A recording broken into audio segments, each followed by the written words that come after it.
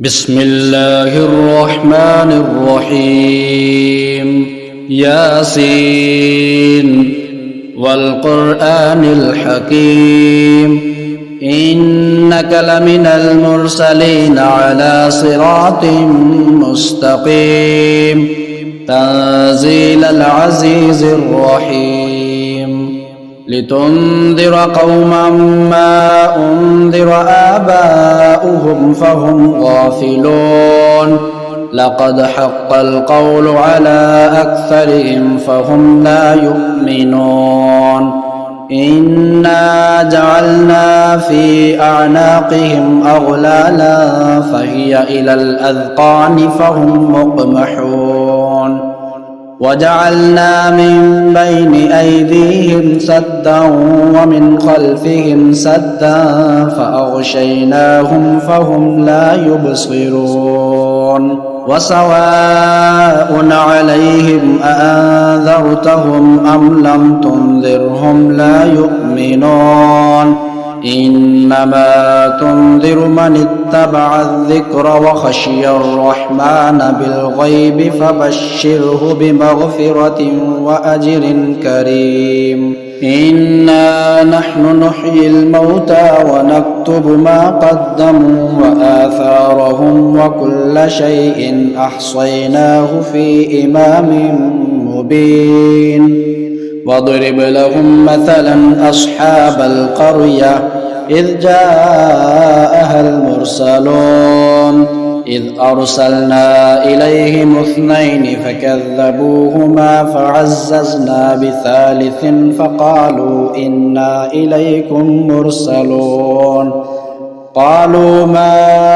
أنتم إلا بشر مثلنا وما أنزل الرحمن من شيء إن أنتم إلا تكذبون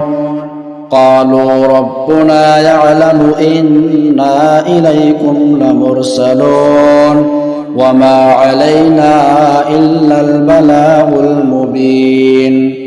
قالوا إنا تطيرنا بكم لئن لم تنتهوا لنرجمنكم وليمسنكم منا عذاب أليم قالوا طائركم معكم أن ذكرتم بل أنتم قوم مسرفون وجاء من أقصى المدينة رجل يسعى قال يا قوم اتبعوا المرسلين اتبعوا من لا يسألكم أجرا وهم مهتدون وما لي لا أعبد الذي فطرني وإليه ترجعون أأتخذ من دونه آلهة إن يردني الرحمن بضر لا تغن عني شفاعتهم شيئا ولا ينقذون إني إذا لفي ضلال مبين إني آمنت بربكم فاسمعون قيل ادخل الجنة قال يا ليت قومي يعلمون بما غفر لي ربي وجعلني من المكرمين وما أنزلنا على قومه من بعده من جند من السماء وما كنا منزلين إن كانت إلا صيحة واحدة فإذا هم خامدون يا حسرة على العباد ما يأتيهم من رسول إلا كانوا به يستهزئون ألم يروا كم أهلكنا قبلهم من القرون أنهم إليهم لا يرجعون وإن كل لما جميع لدينا محضرون وآية لهم الأرض الميتة أحييناها وأخرجنا منها حبا فمنه يأكلون وجعلنا فيها جنات من نخيل وأعناب وفجرنا فيها من العيون ليأكلوا من ثمره وما عملته أيديهم أفلا يشكرون سبحان الذي خلق الأزواج كلها مما تنبت الأرض ومن أنفسهم ومما لا يعلمون وآية لهم الليل نسلخ منه النهار فإذا هم مظلمون والشمس تجري لمستقر لها ذلك تقدير العزيز العليم والقمر قدرناه منازل حتى عاد كالعرجون القديم لا الشمس ينبغي لها أن تدرك القمر ولا الليل سابق النهار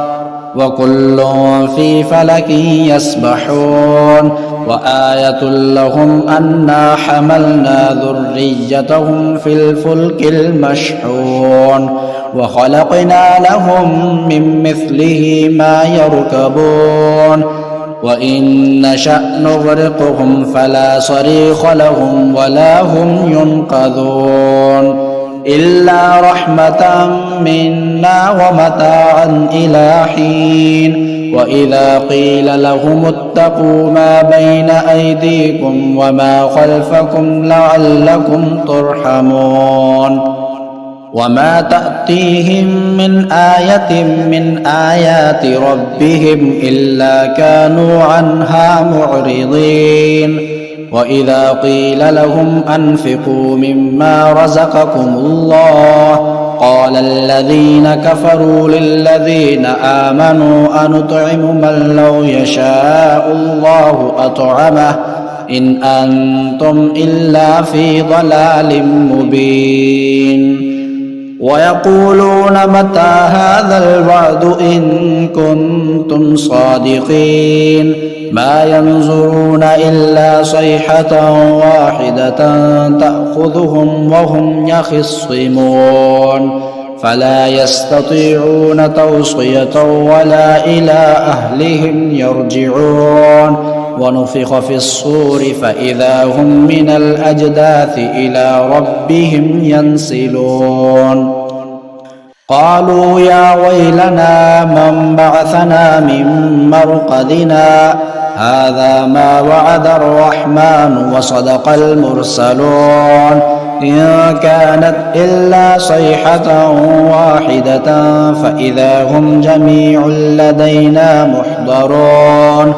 فاليوم لا تظلم نفس شيئا ولا تجزون إلا ما كنتم تعملون إن أصحاب الجنة اليوم في شغل فاكهون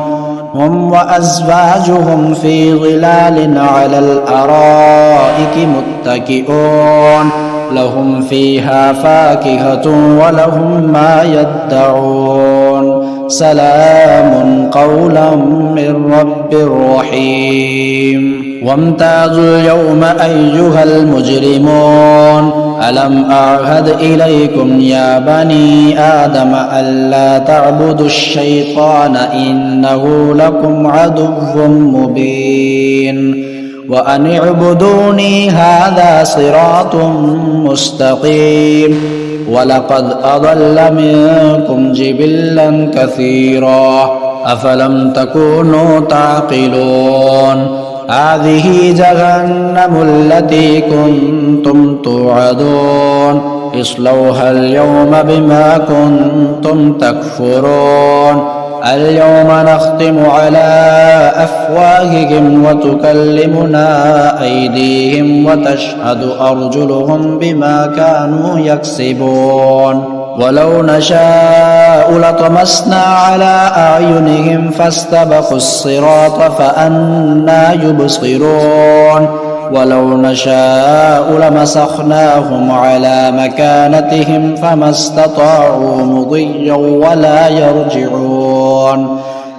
ومن نعمره ننكسه في الخلق أفلا يعقلون وما علمناه الشعر وما ينبغي له إن هو إلا ذكر وقرآن مبين لينذر من كان حيا ويحق القول على الكافرين أولم يروا أنا خلقنا لهم مما عملت أيدينا أنعاما فهم لها مالكون وذللناها لهم فمنها ركوبهم ومنها يأكلون ولهم فيها منافع ومشارب أفلا يشكرون واتخذوا من دون الله آلهة لعلهم ينصرون لا يستطيعون نصرهم وهم لهم جند محضرون فلا يحزنك قولهم إنا نعلم ما يسرون وما يعلنون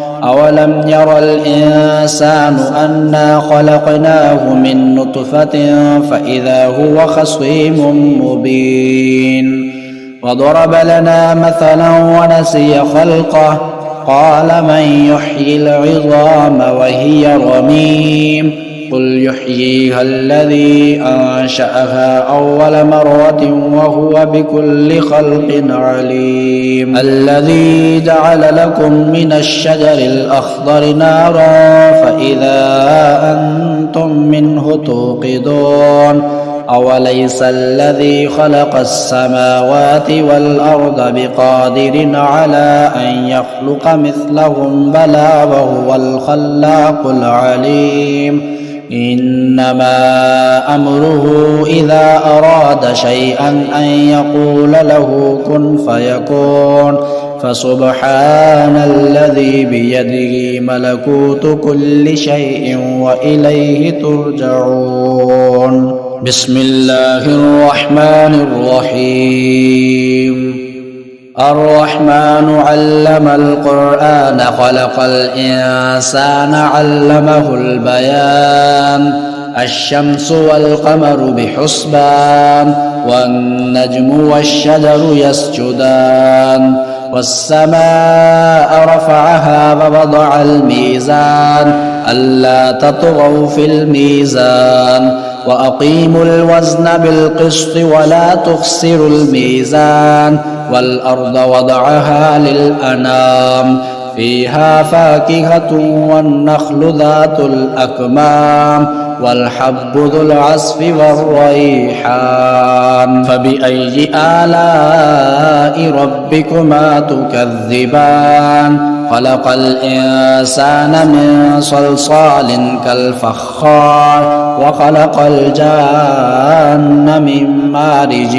من نار فبأي آلاء ربكما تكذبان رب المشرقين ورب المغربين فبأي آلاء ربكما تكذبان مرج البحرين يلتقيان بينهما برزخ لا يبغيان فبأي آلاء ربكما تكذبان يخرج منهما اللؤلؤ والمرجان فبأي آلاء ربكما تكذبان وله الجوار المنشآت في البحر كالأعلام فبأي آلاء ربكما تكذبان كل من عليها فان ويبقى وجه ربك ذو الجلال والإكرام فبأي آلاء ربكما تكذبان يسأله من في السماوات والأرض كل يوم هو في شأن فبأي آلاء ربكما تكذبان سنفرغ لكم أيها الثقلان فبأي آلاء ربكما تكذبان يا معشر الجن والإنس إن استطعتم أن تنفذوا من أقطار السماوات والأرض فانفذوا لا تنفذون إلا بسلطان فبأي آلاء ربكما تكذبان يرسل عليكما شواظ من نار ونحاس فلا تنتصران فبأي آلاء ربكما تكذبان فإذا انشقت السماء فكانت وردة كالدهان فبأي آلاء ربكما تكذبان فيومئذ لا يسأل عن ذنبه إنس ولا جان فبأي آلاء ربكما تكذبان يعرف المجرمون بسيماهم فيؤخذ بالنواصي والأقدام فبأي آلاء ربكما تكذبان هذه جهنم التي يكذب بها المجرمون يطوفون بينها وبين حميم آن فبأي آلاء ربكما تكذبان ولمن خاف مقام ربه جنتان فبأي آلاء ربكما تكذبان ذواتا أفنان فبأي آلاء ربكما تكذبان فيهما عينان تجريان فبأي آلاء ربكما تكذبان فيهما من كل فاكهة زوجان فبأي آلاء ربكما تكذبان متكئين على فرش بطائنها من استبرق وجنى الجنتين دان فبأي آلاء ربكما تكذبان فيهن قاصرات الطرف لم يطمثهن إنس قبلهم ولا جان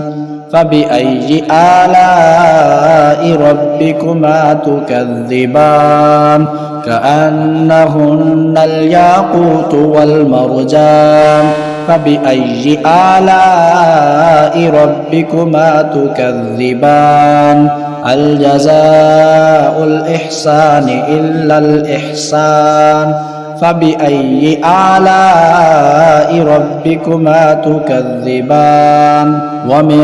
دونهما جنتان فبأي آلاء ربكما تكذبان مدهامتان فبأي آلاء ربكما تكذبان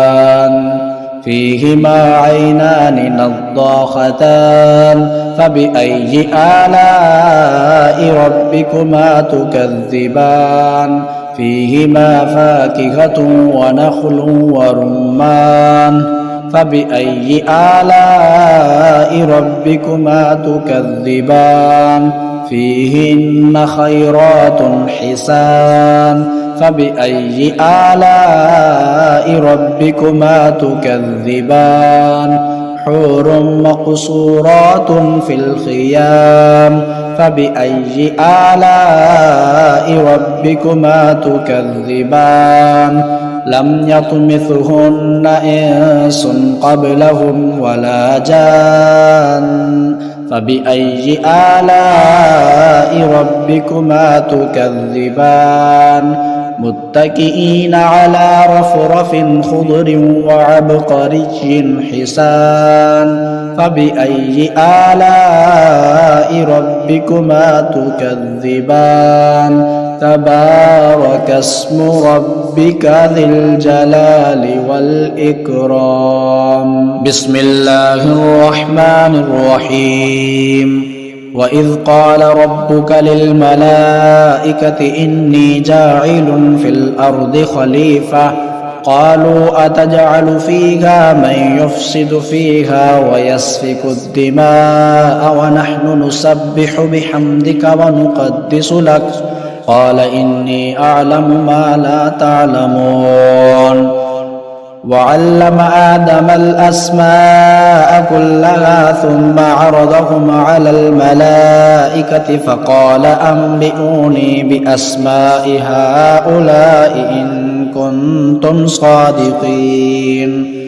قالوا سبحانك لا علم لنا إلا ما علمتنا إنك أنت العليم الحكيم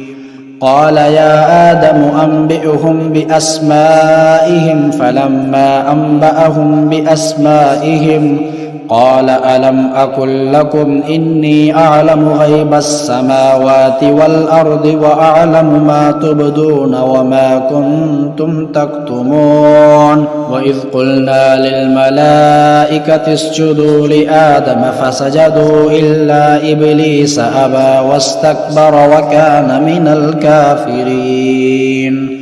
وقلنا يا آدم اسكن أنت وزوجك الجنة وكلا منها رغدا حيث شئتما